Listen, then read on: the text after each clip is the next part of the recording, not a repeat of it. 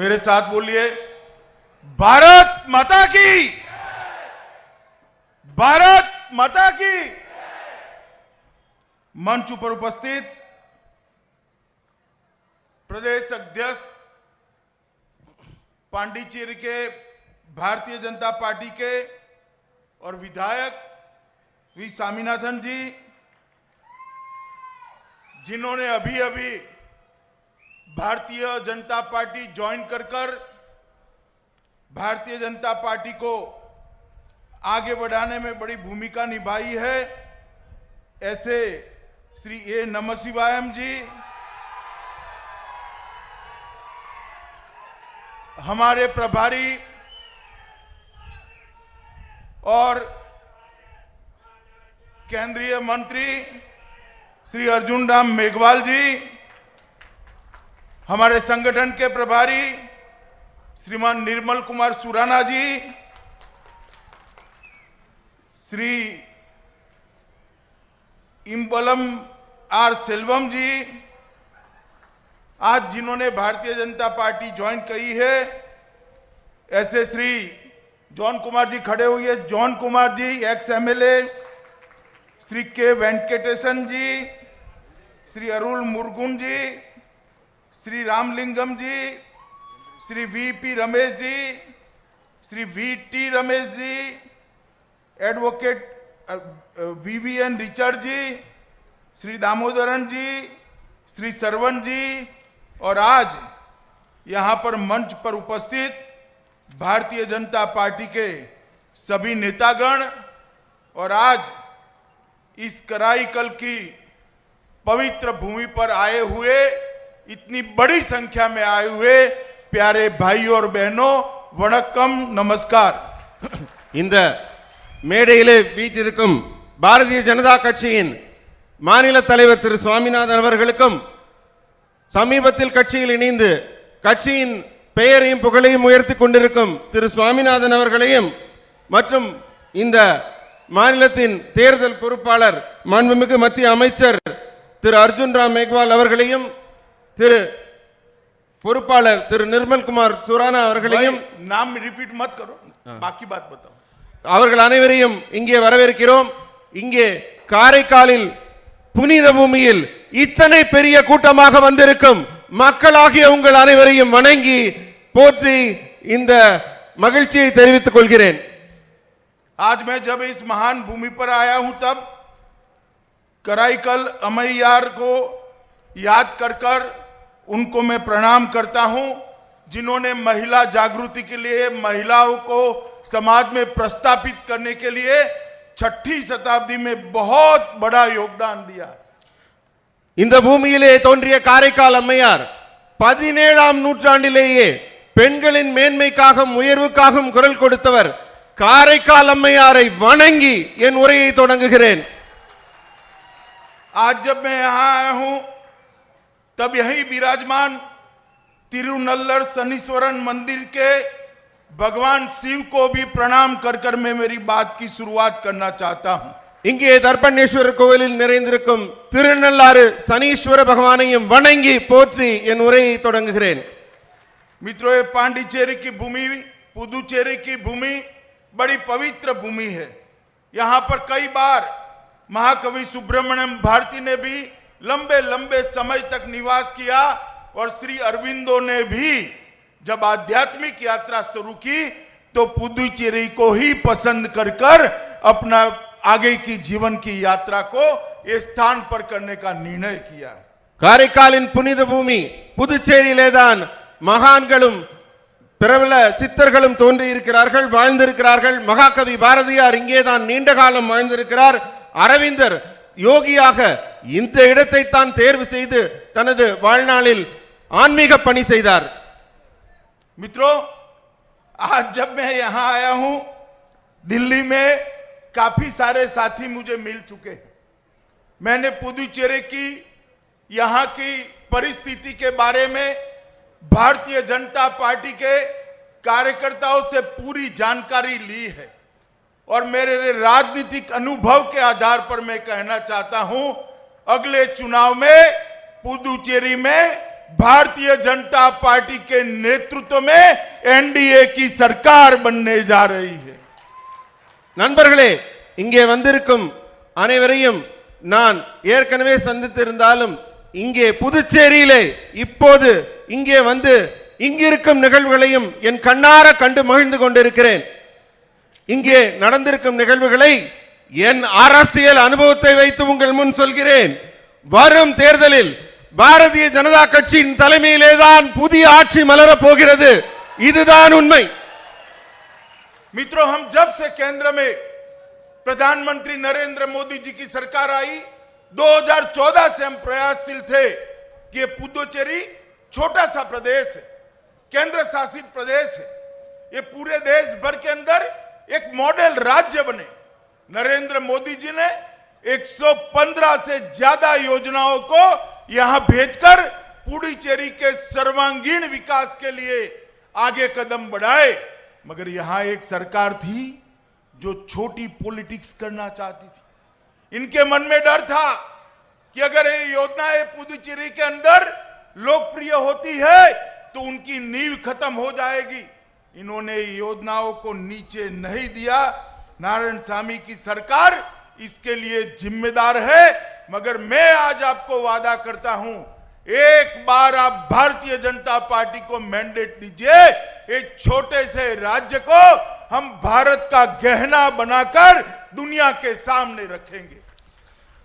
நண்பர்களே, 2014 நரேந்திர மோடி அவர்கள் ஆட்சி அமைத்த போதே இந்தியாவிலேயே இருக்கிற சின்ன மாநிலமான புதுச்சேரிய இந்தியாவிலேயே உதாரண மாநிலமாக மாடல் ஒரு பிரதேசமாக உருவாக்கி காட்டணும்னு முடிவெடுத்தார்.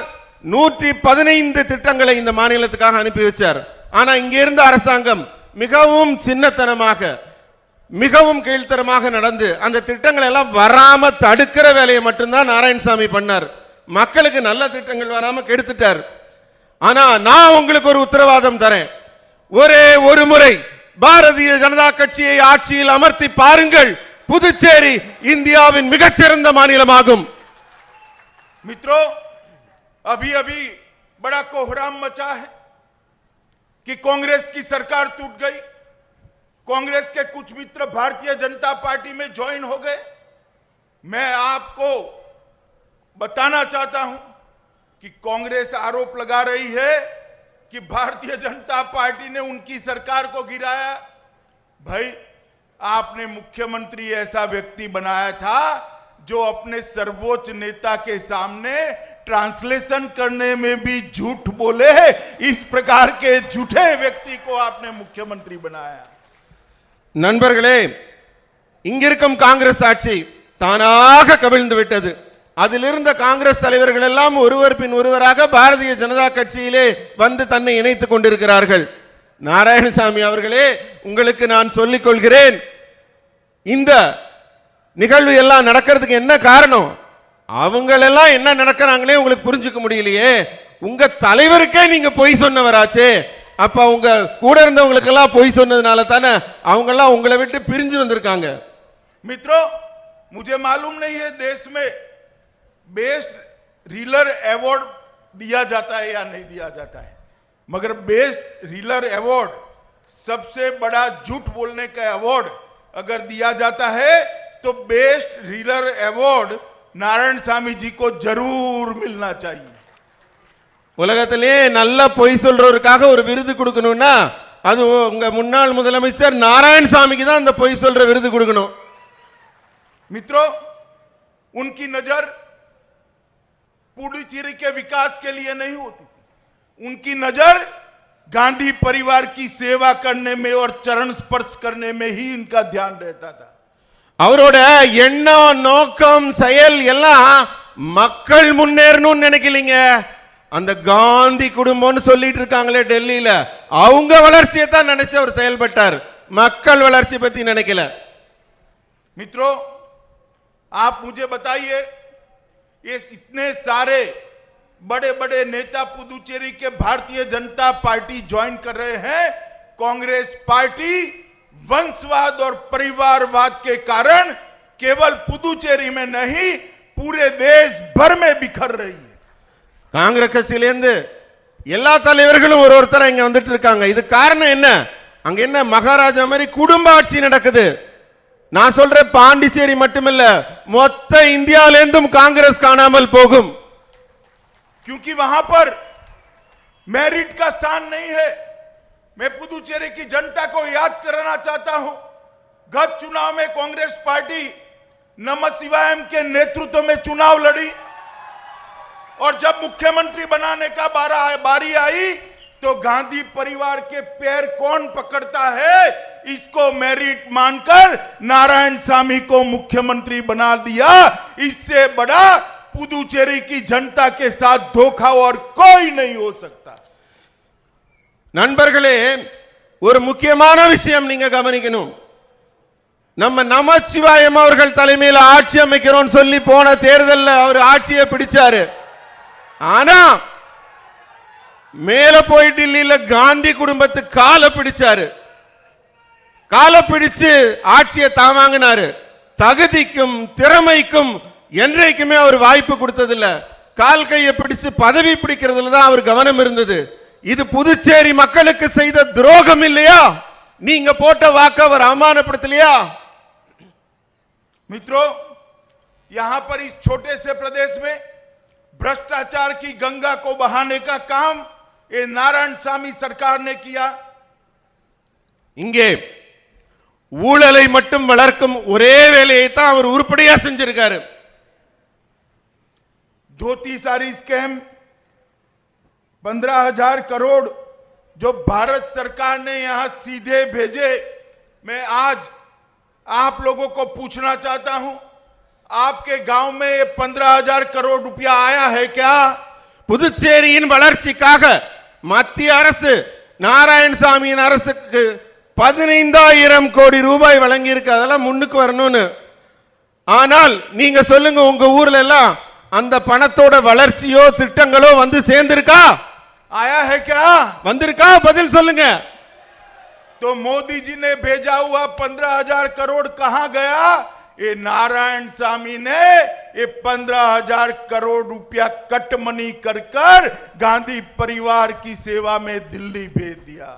15,000 கோடி ரூபாய் கொஞ்சம் இல்ல, டெல்லி கொடுத்தது. அந்த பணம் உங்க மக்களுக்கு திட்டமா வந்து சேரலன்னா வேற எங்க போய் சேர்ந்திருக்கும்? டெல்லியில காந்தி குடும்பத்துக்கு அதெல்லாத்தையும் திருப்பி விடுற வேலையை தான் அவர் உருப்படியா பண்ணியிருக்காரு. மக்களுக்கு மத்திய அரசு கொடுத்த பணத்தை கூட கொண்டு சேர்க்க முடியாத முதல்வர் தான் இங்க இதுவரை செயல்பட்டிருக்காரு. इन्होंने एसटी एससी फंड को भी नहीं छोड़ा है। இவர் பட்டியலினத்த மக்களுக்காக ஒதுக்கப்பட்ட எஸ்சி எஸ்டிக்காக ஒதுக்கப்பட்ட பணத்தை கூட விட்டு வைக்கவில்லை. पुदुचेरी बेरोजगारी में देश में नंबर 1 है, जहां 75% से अधिक युवा बेरोजगार है। मैं आज आपको विश्वास दिलाकर जाता हूं, आप भारतीय जनता पार्टी के नेतृत्व में एनडीए की सरकार बनाइए, ये 75% का जो बेरोजगारी का दर है उसको हम 40% के नीचे लाकर रहेंगे। புதுச்சேரி எதுலயாவது முன்னாடி இருக்கான்னு பாக்குறேன். பார்த்தா இங்க படிச்ச இளைஞர்கள் 75% பேர் வேலை இல்லாம இருக்காங்க. வேலையில்லா திண்டாட்டத்தில் போய் முன்னணியில இருக்கு. நான் உங்களுக்கு ஒரு வாக்கு தரேன், புதுச்சேரியில பாஜக ஆட்சி அமைந்தவுடன் இந்த எண்ணிக்கையை 40%க்கு கீழே நான் உடனடியாக கொண்டு வருவேன். எல்லா இளைஞர்களுக்கும் வேலை கிடைக்க வாய்ப்பு ஏற்படுத்தி தருவோம். मित्रों, पुदुचेरी की चुनाव में कांग्रेस पार्टी ने वादा किया था कि हम आईटी पार्क लाएंगे, इलेक्ट्रॉनिक पार्क लाएंगे। मैं पूछना चाहता हूं नारायण सामी जी को, भैया नारायण सामी 5 साल खत्म हो गए, वो आईटी पार्क कहां है आपका? वो इलेक्ट्रॉनिक पार्क कहां है? जरा हमें भी तो तनिक एड्रेस दे दीजिए, जाकर हम देख लें इसको। அவரே ஒரு வாக்குறுதி கொடுத்தாரு, உங்களுக்கு எல்லாம் ஞாபகம் இருக்கும்னு நினைக்கிறேன். 50 ஏக்கர் நிலப்பரப்புல ஐடி பார்க் கட்டுறேன்னாரு, எலக்ட்ரானிக் பார்க் கட்டுறேன்னாரு. 5 வருஷம் ஆட்சி செஞ்சாரே, அதெல்லாம் வந்துச்சா? உங்களுக்கு கிடைச்சதா? मित्रों, लोकल बॉडीज के चुनाव लोकतंत्र के अंदर बहुत महत्वपूर्ण होता है। आप बताओ, लोकल बॉडीज के चुनाव, पंचायत चुनाव समय पर होना चाहिए या नहीं होना चाहिए? எல்லாரும் பதில் சொல்லுங்க. உங்க பதில் எனக்கு முக்கியம். பஞ்சாயத்து எலெக்ஷன் உங்களை நீங்களே ஆட்சி செய்யறதுக்கு மிக முக்கியமானது. உங்களுக்கு பஞ்சாயத்து எலெக்ஷன் கிடைச்சதா இல்லையா? मगर आपके यहां अंतिम 2006 में चुनाव हुआ, 14 सालों से हाई कोर्ट के कहने के बावजूद भी चुनाव नहीं हुआ, क्योंकि उनके मन में डर था अगर चुनाव हुआ तो भाजपा का कमल यहां खिल जाएगा। अरे नारायण स्वामी, कब तक बचोगे? लोकल बॉडी के चुनाव नहीं हुए, इस बार विधानसभा के चुनाव के अंदर कमल खिलने जा रहा है, आप उसको रोक नहीं सकते। பஞ்சாயத்து தேர்தல் மிக முக்கியமானது. அதை நடத்தவே இல்லை உங்க நாராயணசாமி. காரணம் என்ன? பயம். எங்க தாமரை வந்துருமோன்னு பயம். அந்த அளவுக்கு பயந்துட்டார் நாராயணசாமி. ஏய் நாராயணசாமி, உன்ன நான் ஒரு கேள்வி கேட்கிறேன். வரப்போற சட்டமன்ற தேர்தல்ல தாமரை தான் ஆட்சி அமைக்க போகுது. தப்பிச்சு உன்னால எங்கேயும் போக முடியாது. मित्रों, नारायण स्वामी की सरकार हर्डल होने के बावजूद भारतीय जनता पार्टी की नरेंद्र मोदी जी की सरकार ने ढेर सारे काम पुदुचेरी के लिए किए हैं। पुदुचेरी के अंदर टूरिज्म को बढ़ावा करने देने के लिए उड़ान योजना के तहत बेंगलोर और हैदराबाद से पुदुचेरी को जोड़कर देश भर के यात्री श्री अरविंदो की समाधि के दर्शन करने आए। हमारे सारे दरिया किनारा पर पर्यटक आए। इसके लिए उड़ान योजना से पुडुचेरी को कनेक्ट करने का काम नरेंद्र मोदी जी ने किया है। பறக்கும் பாதை திட்டம் புதுச்சேரியின் சுற்றுலாவை மேம்படுத்துவதற்காக பெங்களூர்ல இருந்தும் ஹைதராபாத்ல இருந்தும் டூரிசம் சுற்றுலாவை முன்னேற்றுவதற்காக மிகப்பெரிய பாதைகள் அமைக்கப்படும். பறக்கும் பாதை திட்டம் இது பிரதமர் நேரடி பார்வையிலேயே புதுச்சேரியை முன்னேற்றுவதற்காக இப்படி ஒரு திட்டம் அமைக்கப்படுகிறது. अभी 25 तारीख को प्रधानमंत्री नरेंद्र मोदी जी ने एक छोटे पोर्ट का भूमि पूजन कर यहां पर जो सागर किनारे रहने वाले लोग हैं इनके विकास के लिए एक बहुत बड़ा रास्ता खोला है।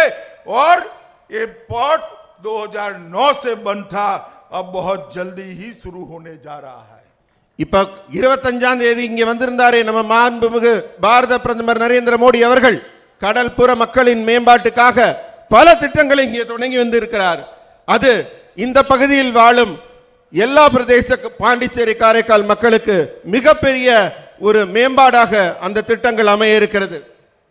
मित्रों, अभी 2 दिन पहले ही मोदी जी ने सतनाथपुरम से लेकर नागपट्टिनम तक राष्ट्रीय राजमार्ग नेशनल हाईवे के हिस्से को 4 लेन वाला बनाने के लिए और कराईकल के में JIPMIR का चरण 1 का मेडिकल कॉलेज की आधारशिला भी रखने का काम किया।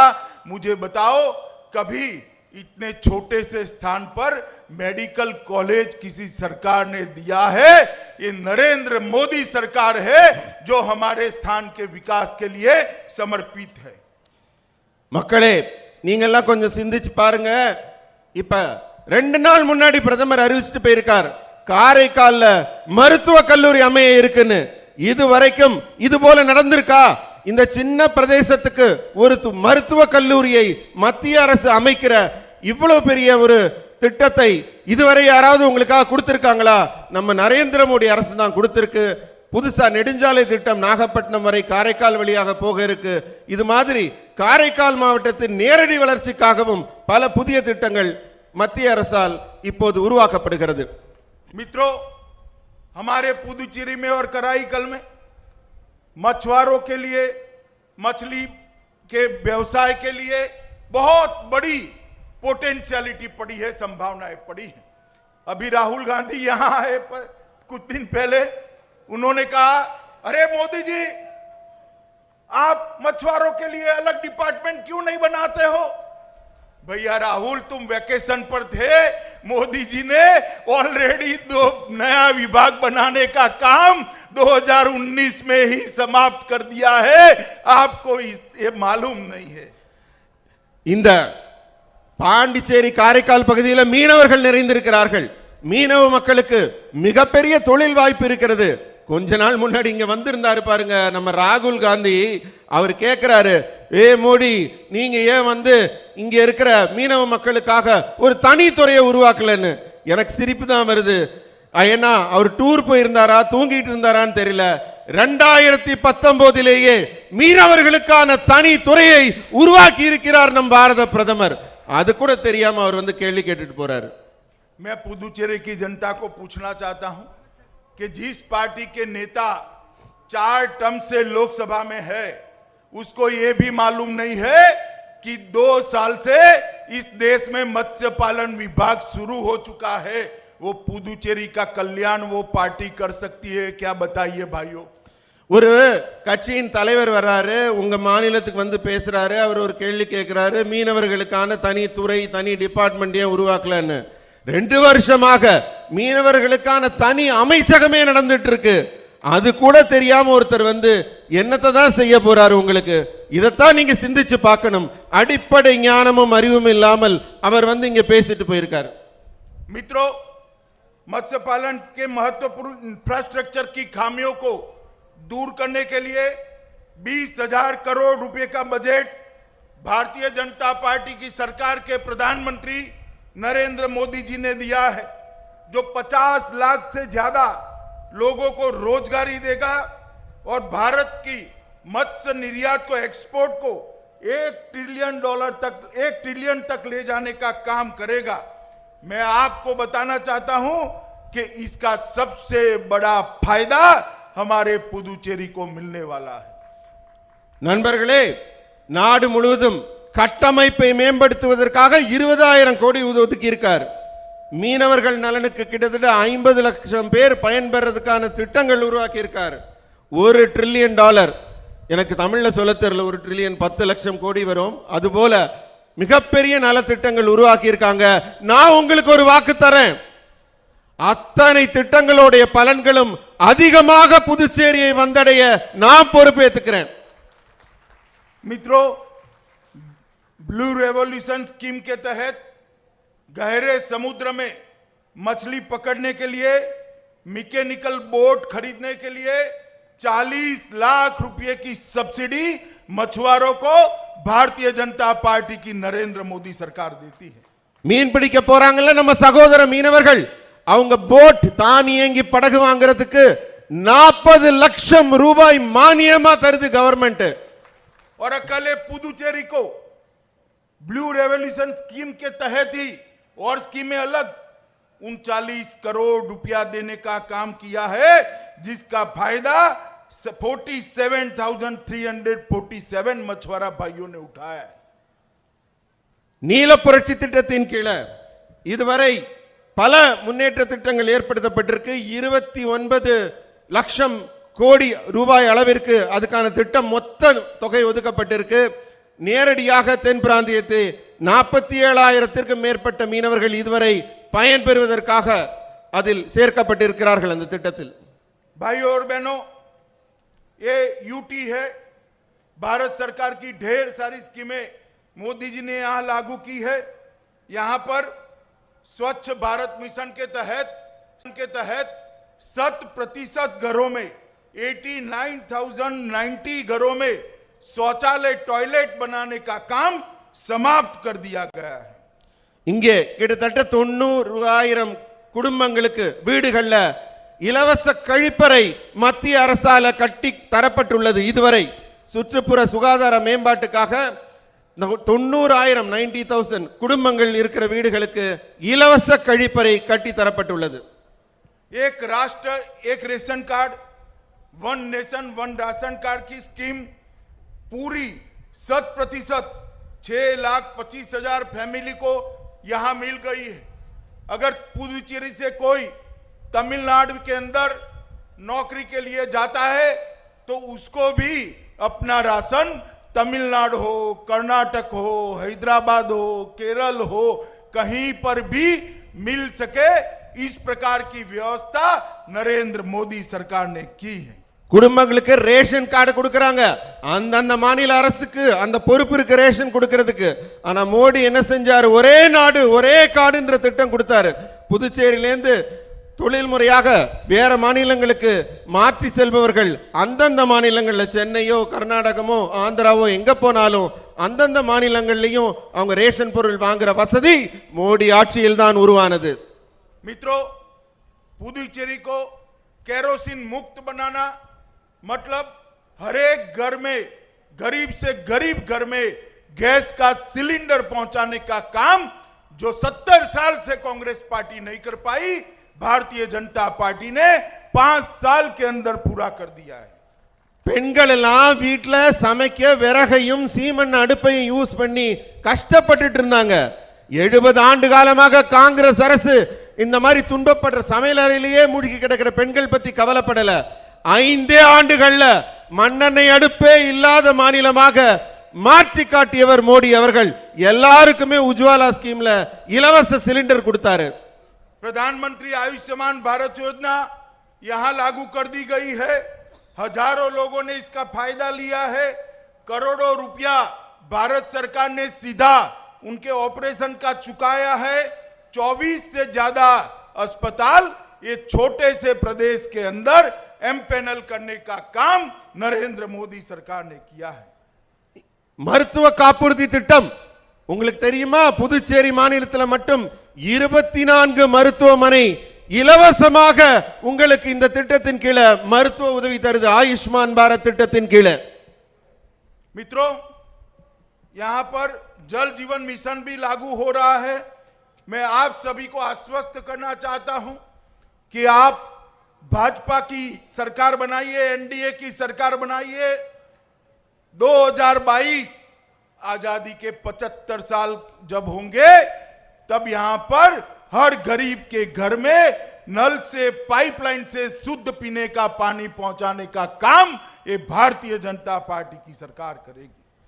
ஆகவே நண்பர்களே, உங்கள் எல்லோரையும் நான் ஒரே ஒரு விஷயம் கேட்டுக்கிறேன். புதுச்சேரி மாநிலத்தில் பாரதிய ஜனதா கட்சியின் என்டிஏவின் ஆட்சியை உருவாக்குங்கள். உங்களுக்கு நான் தர உத்தரவாதம், எப்ப இந்தியா தன்னுடைய 75வது சுதந்திர தினத்தை கொண்டாடி கொண்டிருக்குமோ அப்போது இங்கே புதுச்சேரியிலே பாரதிய ஜனதா கட்சியின் ஆட்சி இருக்கும். வீட்ல பைப்பை திறந்தீங்கன்னா குடிக்கிறதுக்கு சுத்தமான தண்ணீர் கிடைக்கும். मित्रों, हमारे प्रधानमंत्री जी ने बेस्ट का नारा दिया है. पुदुचेरी को बेस्ट बनाना है.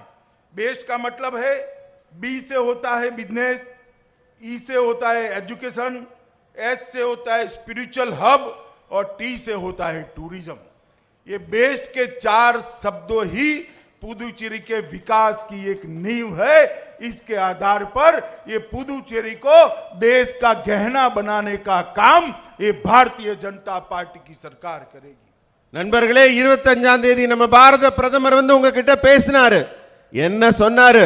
புதுச்சேரியை பெஸ்டா உருவாக்குவேன்னாரு. சொன்னாரா இல்லையா? பெஸ்ட்னா என்ன? பீனா பிசினஸ், ஈனா எஜுகேஷன், எஸ்னா உங்களுக்கு ஸ்பிரிச்சுவல்.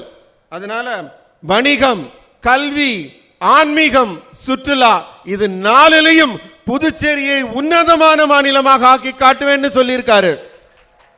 मित्रों, पुदुचेरी का युवा स्मार्ट है, मेहनती है, उसको मौका चाहिए. मैं पुदुचेरी के युवाओं को कहना चाहता हूं, आप एक बार परिवर्तन कर कर कमल की सरकार बनाइए. विश्व भर के युवाओं के साथ स्पर्धा करने का प्लेटफॉर्म नरेंद्र मोदी जी आपको देंगे.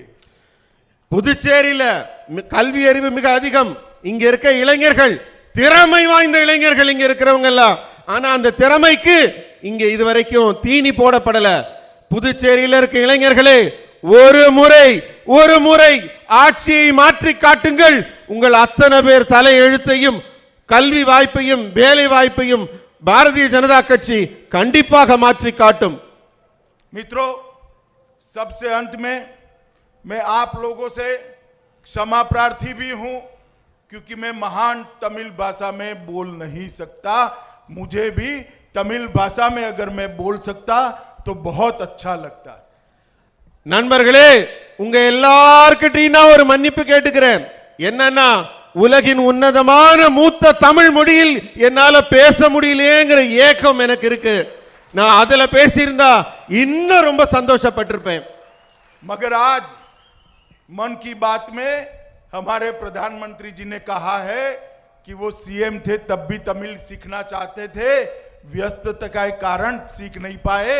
पीएम है फिर भी उन्होंने कहा है कि मैं तमिल सीखना चाहता हूं और तमिल भाइयों से तमिल भाषा में बात करना चाहता हूं. மன் கி பாத்ல நம்ம பிரதமர் பெருமையோட சொன்னார், நான் வந்து குஜராத்ல சிஎம்ஆ இருக்கப்பயே தமிழ் கத்துக்கணும்னு ஆசைப்பட்டேன், வேலைப்பளு காரணமா என்னால கத்துக்க முடியலன்னு. ஆனா இப்ப பிரதமரான பிறகு சொல்றார், நான் இன்னும் அந்த ஆசையை விடல, கண்டிப்பா தமிழ் கத்துக்குவேன், தமிழ்ல நான் எல்லாரோடையும் பேச ஆசைப்படுறேன்னு இன்னும் அந்த ஆசையை மறக்காம இருக்கார். அப்படிப்பட்ட உன்னதமான மொழியில உங்கள்ட்ட பேசணும்னு நானும் ஆசைப்படுறேன். मुझे बताइए, कराईकल के लोग बताए कि आप मोदी जी के हाथ मजबूत करोगे? காரைக்கால் மக்களே, எனக்கு நீங்க பதில் சொல்லுங்க ஒரே குரல்ல, மோடியின் கரத்தை வலுப்படுத்துவீர்களா? कमल के निशान पर बटन दबाएंगे? தாமரை சின்னத்தில் வாக்களிப்பீங்களா? भाजपा की सरकार बनाएंगे? பாஜக அரசை உருவாக்குவீர்களா? तो मेरे साथ दोनों हाथ उठाइए, ரெண்டு கையை தூக்குங்க, हाथ विजय संकल्प की मुट्ठी बीचिए और प्रचंड आवाज से बोलिए, भारत माता की ஜெய், भारत माता की, உரத்த குரல்ல சொல்லுங்க, भारत माता की ஜெய், भारत माता की சொல்லுங்க, वंदे மாதரம், वंदे மா